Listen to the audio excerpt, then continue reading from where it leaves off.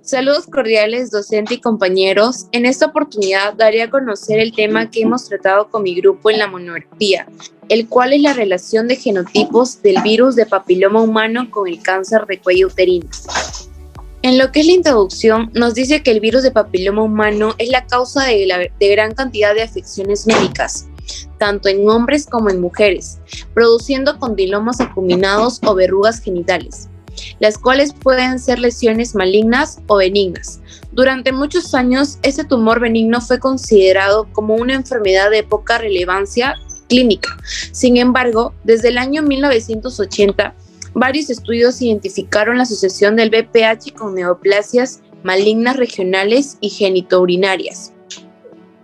Hasta la fecha se han aislado unos 100 genotipos, de los cuales unos 42 se localizan en la zona genital y según su asociación con el cáncer de cuello uterino, estas se dividen en dos rangos: alto riesgo de cáncer y bajo riesgo cancerígeno. En las lesiones donde se encontró el virus de papiloma humano de bajo riesgo, se encontró en forma episómica aislado del genoma citoplasmático. Por otro lado, los virus del papiloma humano de alto riesgo se incorporan al genoma de las células huésped o células tumorales. Expresan las oncoproteínas E6 y E7, de los cuales la región E son de expresión temprana, y sus genes 6 y 7 que codifican proteínas involucradas en procesos celulares de replicación, transcripción y transformación. Asimismo, la prevalencia de estas lesiones precancerosas del cuello uterino oscila entre el 10 y el 15%, con una prevalencia del 2,7% entre el sexo femenino en general. También nos dice que estas lesiones intraepiteliales de bajo y alto grado suelen aparecer en las féminas de entre 30 a 40 años. El pronóstico de las lesiones preexistentes es variable. Pueden retroceder espontáneamente o persistir, y en el peor de los casos convertirse en malignidad. Ante todo lo dicho, hemos planteado lo siguiente: ¿qué relación existe entre los diferentes genotipos del VPH y el cáncer de cuello uterino? Pues el presente trabajo de investigación se ha llevado a cabo ya que busca identificar los tipos de VPH que originan el cáncer de cuello uterino, sabiendo que el genotipo que afecta a la mayoría de féminas en el Perú son el 16 y 18. Asimismo, en una investigación realizada en 2 hospitales de Lima, también se hallaron los genotipos de alto riesgo como los causantes de cáncer cervical. En el capítulo 1 hemos tratado sobre las generalidades del virus del papiloma humano, en donde nos dice que el virus del papiloma humano es un pequeño virus de ADN de cadena doble con simetría icosaédrica perteneciente a la familia Papillomavididae, y su diámetro que poseen va desde los 52 a 55 nanómetros aproximadamente. Genotípicamente, su estructura sostiene afinidad con más de 100 tipos de VPH y constituye de 8 genes. Entre ellos, 6 se manifiestan en fases iniciales y son denominados como genes E1, E2, E4, E5, E6 y E7, de los cuales se traducen en proteínas responsables de la replicación vírica y su capacidad carcinogénica, y 2 que se codifican en fases más avanzadas como L1 y L2, que componen la proteína estructural a cargo de la ensambladura de la cápside viral 6. Con respecto a su clasificación, nos dice que no solo son capaces de originar una infección a los humanos, sino también a algunas aves e incluso a otros mamíferos. Por otro lado, dentro de los papilomavirus que infectan al ser humano tenemos a los de género alfa, beta, gamma, mu y nu. Dentro de los virus de papiloma humano de bajo riesgo tenemos a los de subtipo 40, 42, 44, 54, 61, 70, 72 y 81, de los cuales originan anomalías cervicales de grado bajo y las conocidas verrugas genitales. Y dentro de los virus de papiloma humano de alto riesgo se encuentran los de subtipo 16, 18, 31, 33, 35, 39, 45, 51, 52, 56, 58, 59, 68, 73 y 82. siendo los más conocidos los del subtipo 16 y 18. Estos son los que provocan anomalías cervicales de grado alto y los cánceres anogenitales como los de cervix, de vulva, de vagina, de ano y de pene. En lo que es su patogenia, se hace referencia al modo de transmisión, en las cuales se inicia a partir de las relaciones sexuales con penetración tanto vaginal como anal. También está las relaciones sexuales por vía oral en una escasa proporción. Para lo que se puede llevar a cabo la infección del virus de las células epiteliales cervicales es la necesidad de generar contacto entre el virus y el tercio inferior del epitelio, siendo este el lugar donde se produce la replicación celular basal, cuyo proceso de infección es facilitado por los microtraumas provocados por la actividad sexual. El papilomavirus, cuando ya ingresa al epitelio tercio inferior, es identificado por el sistema inmune, del cual sus células actuarán como manifestadoras de antígenos. Es aquí donde se reconoce un VPH positivo o negativo mediante exámenes microbiológicos. Cuando el virus ya ingresó a una célula basal y está infectada, sucede que en el interior del papilomavirus va a ejercer, con ayuda de la célula hospedadora, la acción de replicación para la producción de células hijas, obviamente con el material genético de ADN anómalo. Dentro del capítulo 2 hemos tratado sobre el cáncer de cuello uterino, en donde nos habla sobre su epidemiología. Nos dice que el cáncer de cervix es la cuarta causa de cáncer en las féminas a nivel mundial. Por otro lado, de un total de 80 a 90% de féminas que son diagnosticadas con cáncer de cervicouterino, el 10% de ellas manifiestan ciertas lesiones de un alto grado y el 32% están infectadas por el tipo 16, 18 o por ambos. Por otra parte, en un estudio elaborado en 2 hospitales de Lima, se determinó que los tipos más frecuentes de VPH son 16, 18, 31, 35 y 52. Con respecto a su etiología, nos dice que los factores que incrementan la posibilidad de desarrollar el cáncer de cervix es el consumo de tabaco, el uso de anticonceptivos en largos periodos, el alto número de embarazos, etc. En lo que respecta a su fisiopatología, nos dice que la infección puede indicar la presencia de lesiones intraepiteliales en escalas de bajo grado. Esto quiere decir que solo el 5% de las infecciones por VPH darán como resultado lesiones.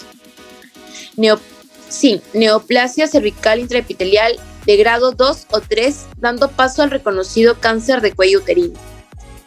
Con respecto a sus síntomas, se dice que la mayoría de mujeres no presentan algún malestar o síntomas de precáncer. Sin embargo, existe una variedad de mujeres que padecen cáncer de cuello uterino y desarrollan sus síntomas en las primeras etapas. Además, cuando el cáncer está más desarrollado, puede presentar síntomas más agresivos. Entre los síntomas tenemos: el periodo es más abundante, sangrado luego de tener coito, duchas vaginales o un examen pélvico, aumento de las secreciones vaginales, dolor durante el coito, dolor de espalda o pélvico persistente e inexplicable. En los tipos de cáncer de cuello uterino tenemos carcinoma de las células escamosas, que se da en las células escamosas del cervix. Dichas células se ubican en el tejido, lo cual recubre la parte exterior del cuello uterino. Estas son planas y delgadas y al observarse en microscopio presentan una apariencia de escamas de pez.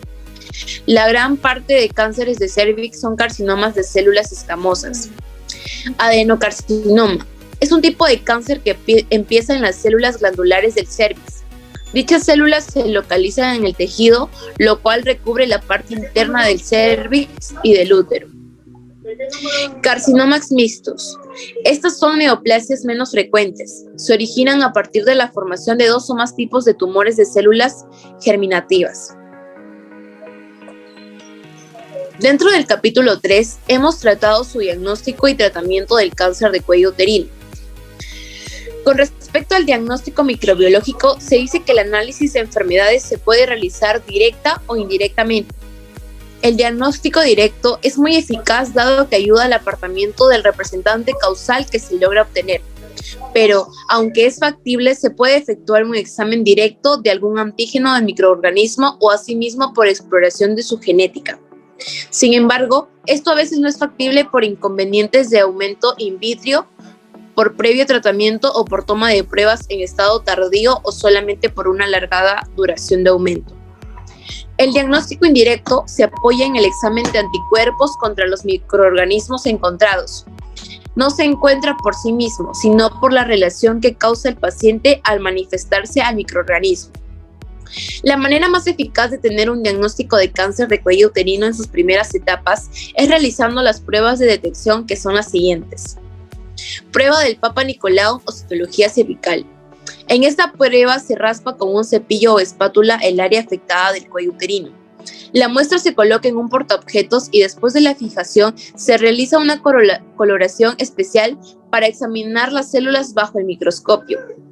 Existen recomendaciones antes de realizar este procedimiento, como no hacer lavados vaginales, no usar cremas vaginales, no tener relaciones sexuales, y su sensibilidad a esta prueba es del 50 al 60% para detectar la neoplasia intraepitelial cervical, ya que no logra especificar si las anormalidades son causadas por BPH. Colposcopía. En esta prueba se hace el uso del colposcopio.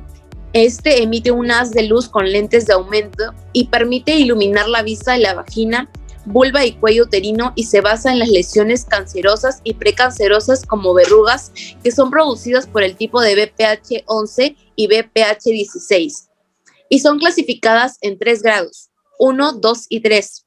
Estas se encuentran en el epitelio y son reconocidas por su olor, contorno y patrón vascular. La sensibilidad de esta prueba es del 70 al 80%, ya que se logran identificar las lesiones. Pruebas moleculares. Para la detección del BPH se buscan partículas de ADN en los diversos tipos de BPH en las células del cuello uterino. Se pueden realizar de 2 maneras: la prueba primaria, que se realiza de manera individual, y prueba conjunta, que se realiza al mismo tiempo que el Papa Nicolau. La prueba primaria se recomienda realizarse a partir de los 25 años para prevención del cáncer de cuello uterino. Diversos estudios han logrado demostrar que este tipo de pruebas moleculares son mucho más efectivas que las pruebas de colposcopía y la prueba de Papa Nicolau. En lo que respecta a su tratamiento, se dice que la infección por BPH no se puede curar. Por lo tanto, este tipo de infección solo debe tratarse cuando hay verrugas o lesiones muy escamosas en el epitelio. Los tratamientos actuales incluyen medicamentos tópicos como geles y cremas, que se usan para tratar las verrugas genitales y tienen una eficacia del 30 al 80% para eliminar las verrugas genitales y reducir su tamaño. Se puede usar crioterapia, terapia con láser o excisión quirúrgica. Con respecto al capítulo 4, hemos tratado sobre la prevención.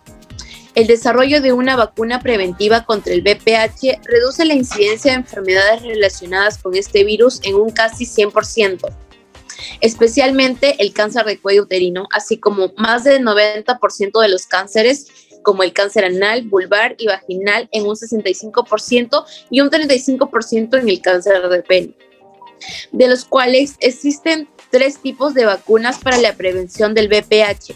Tenemos la tetravalente, conocido comercialmente como Gardasil. Se convirtió en la primera vacuna comercial contra el BPH y los genotipos BPH 16 y 18, así como los genotipos de bajo riesgo 6 y 11. Son responsables de las verrugas genitales. Es ayudante no infecciosa preparada a partir de las partículas similares a virus, altamente purificadas de la proteína L1 y los tipos 6, 11, 16 y 18 del BPH. La bivalente, llamada Cervarix, preparada a partir de la ventilación por presión de soporte, que consta de proteínas de la cápside L1 de 2 genotipos, 16 y 18. Destinada a lograr una respuesta inmune frente a ellos, se refiere a proteínas expresadas en el sistema de baculovirus. Mostró una eficacia del 92.9% contra los BPH 16 y 18 asociados con neoplasia cervical intraepitelial, hasta por 3 años, y persiste durante 9 años después de la primera dosis, sin infección persistente ni lesiones cervicales. Y por último, la nonavalente, Gardasil 9. Tiene propiedades similares a la vacuna tetravalente, pero proporciona una protección contra otros genotipos de VPH. Además, se ha demostrado que la inmunidad es del 12 al 97% en niños y niñas de 9 a 15 años. Conclusiones. Existen alrededor de 100 tipos de VPH, del cual estos están constituidos de 8 genes responsables de la replicación vírica y su capacidad carcinogénica. De ellos, se clasifican en VPH de alto riesgo y de bajo riesgo. Su diagnóstico se da mediante una observación clínica de las verrugas genitales, exámenes de laboratorio como la colposcopía y las biopsias, exámenes citológicos como el Papa Nicolau. El VPH es el motivo principal para desencadenar cáncer de cuello uterino. Además, existen 3 tipos de cáncer cérvico-uterino: los adenocarcinomas, los de células escamosas y los mixtos. Finalmente, para prevenir la invasión en el organismo del papilomavirus es necesario vacunarse y se recomienda hacerlo en edades tempranas de 9 a 12 años y antes de iniciar una vida sexual activa. Gracias.